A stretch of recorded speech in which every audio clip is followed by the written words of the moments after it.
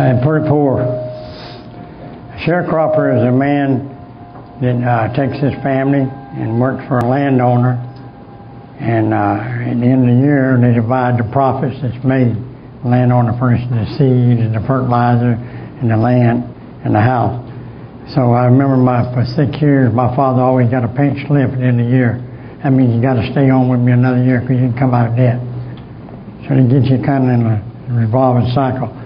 But I never had a pair of shoes, except a pair of tennis shoes that cost $1 until I was 10 years old. I had 4 brothers and 1 sister, and I was the oldest. And time went by, I dropped out of school in the 8th grade. But my life on the farm wasn't a bad life because I had nothing to compare it with everybody as poor as I was around there. When I'd see the Cadillacs going down the highway, 301 highway, went to Miami to New York. And in New York, people would be driving them Cadillacs and Lincoln, and I'd say, how come my daddy don't have one of them? It was real puzzling. So I made up my mind I was going to learn how to get one. I got a lot of them.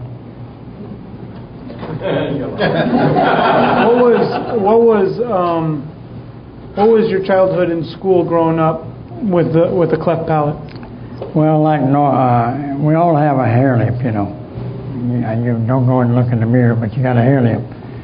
Hair lip is being too fat and knowing you're too fat or thinking you are, or being too skinny or too tall or too short or too Jewish or too Gentile, too black, too white. We all got a hair lip. I only got mine out of my mind and put it on my lip. So everybody, until I did that, they made fun of me. I was always getting in fights. And I got pretty good at it because I was fighting more than anybody else. I had more practice. But everybody has a hair lip. What is yours? Why aren't you where you want to be in life? Why aren't you mastering your mind instead of other people mastering it? And where did you go when you left? You had an 8th grade education and you left school, right? Or did you get thrown out of school? No, I left one day. The principal was trying to whip me because I whipped this guy that was messing with me. And he'd always take my shoe off every day and he'd throw it as far as he could. The bell would ring and I'd be late going to class and I'd get punished. So one day the principal caught me just when I was clobbering him real good. I had him down on the ground. And I said, where you been all when I was getting whipped? You didn't show up.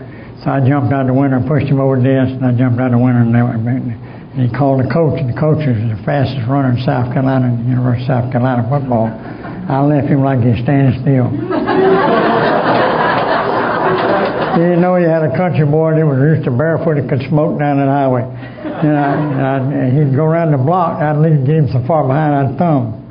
And the cars would come by, and finally the pickup truck stopped, send a movie here, and made that shot.